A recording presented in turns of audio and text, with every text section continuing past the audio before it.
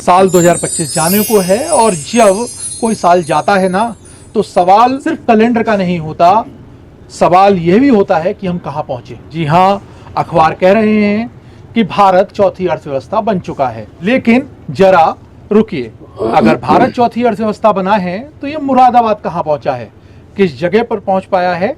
आज हमारे साथ इसी बात को आगे बढ़ाने के लिए, इसी चर्चा को आगे बढ़ाने के लिए तीन ऐसे महानुभाव हमारे साथ रहेंगे जिन्होंने इस देश को, इस भारत को, इस मुरादाबाद को अलग अलग नजरियों से देखा।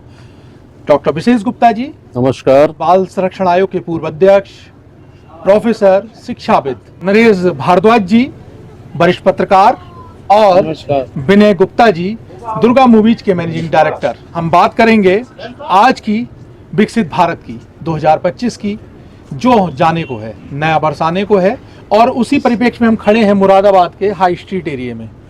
आज इसी बात को आगे बढ़ाने में सबसे पहले मैं आमंत्रित करूंगा डॉक्टर विशेष गुप्ता जी को। जी बहुत बहुत धन्यवाद। मैं डॉक्टर विशेष गुप्ता सब आपके बीच में कई बार आ चुका हूं। आज एक नई नव वर्ष के आगमन पर और पुराने कैलेंडर वर्ष के जाने पर कुछ थोड़ी सी चर्चा करेंगे।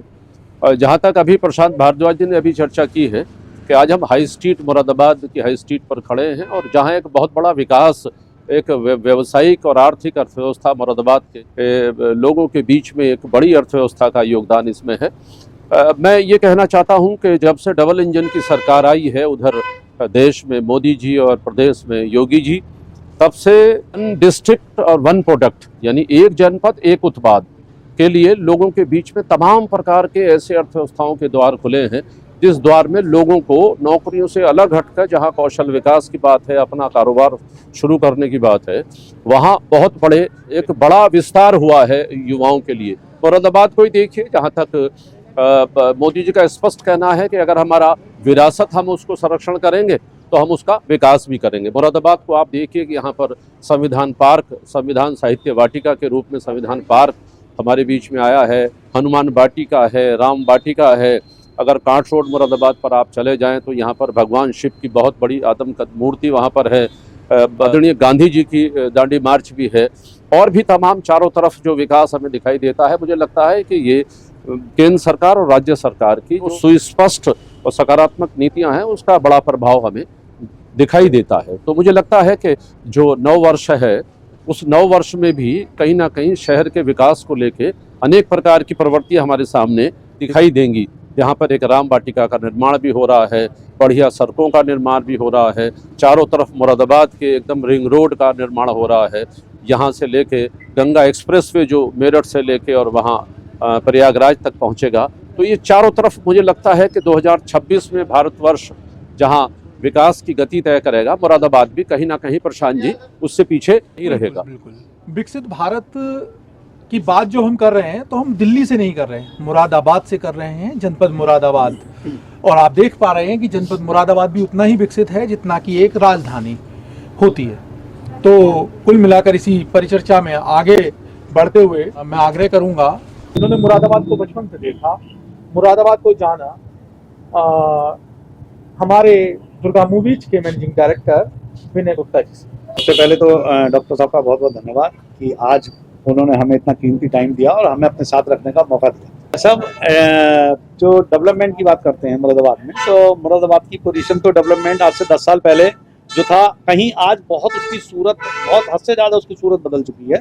मुरादाबाद का शायद कोई भी कॉर्नर ऐसा होगा जहाँ डेवलपमेंट ना हुआ हो, चाहे आप सड़कों का डेवलपमेंट कर लीजिए, चाहे आप पार्कों का डेवलपमेंट कर लीजिए, चाहे आप किसी प्रकार से जो अपने ट्रेडिशनल चीज़ें हैं उनको पार्क के रूप में या किसी संविदा के रूप में उन्होंने जो दिया है, तो ये बहुत ही अच्छा डेवलपमेंट हुआ है। और मैं चाहता हूँ कि आगे भी ऐसी डेवलपमेंट हो। हमें 2026 से भी बहुत अच्छी उम्मीदें हैं, शासन प्रशासन से भी अपने बहुत अच्छी उम्मीदें हैं कि वो इतने अच्छा डेवलपमेंट को आगे बरकरार रखेंगे। इसी क्रम में आगे बढ़ाते हुए, हालांकि जो आपने जाना, जो आपने समझा, वो आपको कैमरे के जरिए बताया। 31 तारीख को 5 बजे शाम के हम ये वीडियो शूट कर रहे हैं और कल 2026 स्टार्ट हो जाएगी, 1 जनवरी 2026। तो ये इस साल का अंतिम वीडियो है।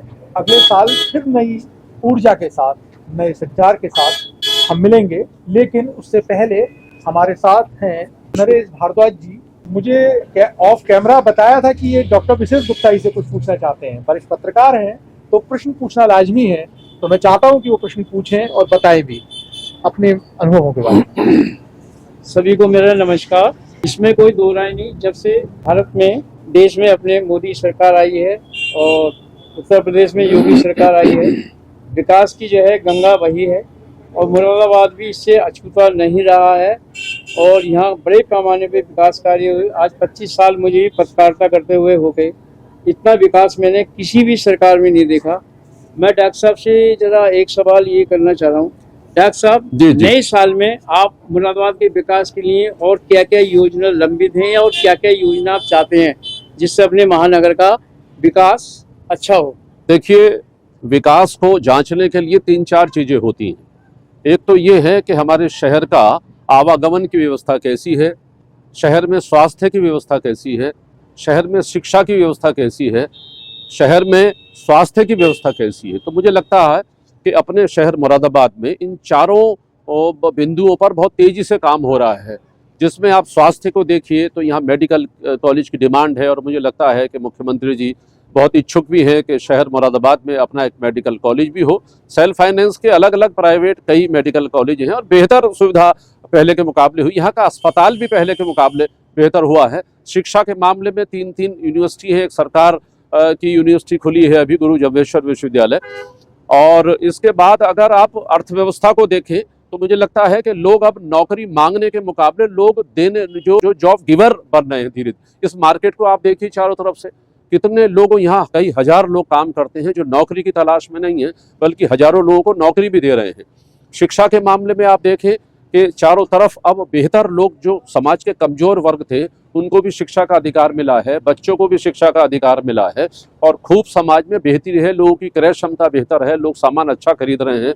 इसलिए यही कारण है कि यहाँ की अर्थव्यवस्था 5वीं से 4थी पर आ गई है विदेशों की अर्थव्यवस्था को पछाड़कर।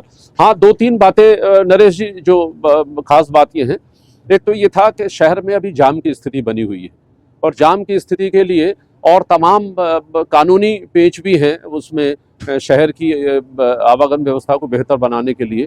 लेकिन मुझे लगता है कि कहीं ना कहीं शहर मुरादाबाद में एक ऐसे ओवर ब्रिज की आवश्यकता पड़ रही है जो लोको शेड से लेके और सारे के सारे उस पूरे ओवर ब्रिज को जो रामपुर रोड पर उतार दे। कारण यह है कि अगर आवागमन व्यवस्था आपकी बेहतर है तो लोगों के आने जाने की व्यवस्था बेहतर होती है, लोगों के कारोबार बेहतर होते हैं, वहाँ से लोग भी गुजरते हैं, वहाँ से एम्बुलेंस भी गुजरती है, वहाँ से छात्र भी गुजरते हैं, तो सबका समय उतना बर्बाद नहीं होता। और दूसरा ये था कि जिस प्रकार से चारों तरफ ये रिंग रोड बन रही है, जितना जल्दी रिंग रोड अगर बन जाएगी हमारी मुरादाबाद में तो मुझे लगता है कि सारा ट्रैफिक बहुत आसानी से अगर गुजर जाएगा तो शहर एक नए प्रकार की अर्थव्यवस्था में, नई शिक्षा व्यवस्था है, नई स्वास्थ्य व्यवस्था है और लोगों का जीना लोगों से बेहतर होगा। तो कुल मिला के अगर देखें तो हमारी विरासत को सहेजने का काम नगर निगम कर रहा है। प्रशासन पूरी तरीके से अडिग है, प्रतिबद्ध है कि शहर को कैसे बेहतर किया जाए। हाँ, ये जरूर है कि शहर में जाम के लिए तमाम प्रकार के रिक्शा के लाइसेंस दे दिए गए हैं। ट्रांसपोर्टेशन विभाग की बहुत बड़ी जिम्मेदारी है कि उसको सीमित अगर कर देंगे तो निश्चित तौर पर कहीं ना कहीं चीज़ें बेहतर होंगी। और अंत में बस मैं ये कहना चाहता हूँ कि आने वाला जो समय है वो बहुत कृत्रिम बुद्धि को लेके, जो आर्टिफिशियल इंटेलिजेंस है नरेश जी, वो बहुत तेज़ी से सर्वाइव कर रहा है। उसके लिए जरूर थोड़ी सी 2 मिनट 3 मिनट की हम लोग चर्चा कर लेते हैं। एक क्वेश्चन और है डॉक्टर साहब मेरा। मुरादाबाद अपना जो है जहाँ विकास के मामले में उसका नाम रोशन रहता है, मगर समय समय पर ये प्रदूषण के मामले भी अपना नाम रोशन करता रहता है, तो उसके बारे में आपकी क्या राय है, क्या सुझाव? नहीं, इसमें 2-3 बातें हैं नरेश जी। अब जिस प्रकार से परिवार टूटकर पहचान का संकट बन रहा है, हर व्यक्ति को अपना व्हीकल चाहिए। एक एक घर में अगर 4 लोग एक जगह जाने वाले हैं तो 4 वाहन हम लेकर चलते हैं और उसमें अगर हमें देखने की आवश्यकता ये है कि उस एक तो सरकारी ट्रांसपोर्टेशन बेहतर हो। लोगों का भरोसा जब सरकारी ट्रांसपोर्टेशन पर होता है तो अपना वाहन लोग लेके नहीं चलते। और एक घर में अगर 3-4 एक जगह पर जा रहे हैं तो अगर गाड़ी की शेयरिंग हो जाएगी तो कहीं ना कहीं निश्चित तौर पर वहाँ क्लोरोफ्लोरोकार्बन कम होगा तो वहाँ प्रदूषण भी ज़्यादा बढ़ेगा। और आप रामगंगा को आप देख लीजिए, कई संस्थाएं यहाँ पर काम कर रही हैं, उन्होंने पहले के मुकाबले रामगंगा को बेहतर बनाने का प्रयास किया है। ये गैर सरकारी प्रयास है, तो गैर सरकारी प्रयास सरकारी प्रयासों के मुकाबले ज़्यादा ताकतवर होते हैं। तो अभी और लोगों को आने की आवश्यकता है, अपने परिवारों में ये समझ विकसित करने की आवश्यकता है कि हम वाहनों का कम से कम प्रयोग करें, और प्रदूषण के लिए हम सभी अगर लड़ाई मिलकर लड़ेंगे तो हम आने वाली पीढ़ी को आसानी से बचा सकते। ये बहुत बहुत महत्वपूर्ण सवाल है कि इसमें जो भट्टियां आपकी चलती हैं उस भट्टियों को भी कहीं ना कहीं बाहर शिफ्ट करने की आवश्यकता है। तो बात बिल्कुल साफ है कि भारत आज चौथी अर्थव्यवस्था नहीं बना है, ये बात बहस की नहीं, हकीकत में भी है। और लेकिन असली परीक्षा तो अब शुरू होती है, क्योंकि विकसित भारत को बनाते हैं वहाँ के जिम्मेदार नागरिक, वहाँ का जिम्मेदार समाज और वहाँ के जिम्मेदार बच्चे। हम सबको ये स्पष्ट निर्देश है, स्पष्ट आह्वान करता हूँ मैं कि नव वर्ष रेजोल्यूशन लीजिए अपने को सुधारने का, समाज को सुधारने का और अपने आसपास कुछ अच्छा करने का। मैं एक बार और अंतिम संदेश के लिए डॉक्टर विशेष गुप्ता जी के पास जाना चाहूँगा। चूंकि आज यहाँ हाई स्ट्रीट पर आने का केवल तात्पर्य ये था कि ताकि मुरादाबाद की अर्थव्यवस्था में लोगों के जीवन को बेहतर बनाने में, लोगों की खान पान जिंदगी को बेहतर बनाने में और अपने काम के मुकाबले अपने तनाव को दूर करने में जो हाई स्ट्रीट बनी है इसमें बड़ा योगदान है। तो अर्थव्यवस्था में भी योगदान है, लोगों के जीवन को बेहतर बनाने में भी योगदान है। लेकिन आने वाले समय में जो 2026 आ रहा है उसमें चुनौतियां भी हैं हमारे सामने शहर मुरादाबाद में, जैसे प्रदूषण की चिंता हम सब ने अभी की, ट्रांसपोर्टेशन को लेके वाहन कम करने की बात हमने की, और आने वाले समय में यहाँ हम सब अगर मिलकर प्रयास करते हैं तो सरकारी प्रयासों के साथ में, मोदी योगी जी की नीतियों के साथ में, डबल इंजन सरकार की नीतियों के साथ में हम सब गैर सरकारी स्तर पर भी अगर अपना प्रयास करते हैं तो अपने शहर को एक नगर निगम के मुकाबले, नगर निगम के साथ मिलकर और बाकी जो संस्थाएं काम कर रही हैं उनके साथ अगर काम करते हैं तो मुझे लगता है सबसे बड़ी 2026 की ये उपलब्धि होगी। इस मौके पर हम सब एक दूसरे को बधाई देते हैं। आदरणीय प्रशांत भारद्वाज जी जो साहित्यकार भी हैं, जो लेखक भी हैं और एक समझ रखने वाले भाई प्रशांत भारद्वाज जी, आदरणीय हमारे दुर्गा मूवीज़ के मैनेजिंग डायरेक्टर जिन्होंने तमाम अपनी चित्रों के माध्यम से पूरे हिंदुस्तान में धूम मचाई है, ऐसे विनय कुमार गुप्ता जी, और वरिष्ठ पत्रकार जो जनसत्ता को बहुत लंबे समय से देख रहे हैं, जिनकी तमाम फीचर्स के माध्यम से समाज में संदेश गया है। तो आप चारों का मुझे अपने को मिला के हम सब आभार अभिव्यक्त करते हैं कि आज सबने ये मौका दिया कि हम एक शहर के विषय में और इस लोग जो है विदा लेते हैं, फिर अगली चर्चा पे फिर कभी मिलेंगे। बहुत बहुत धन्यवाद।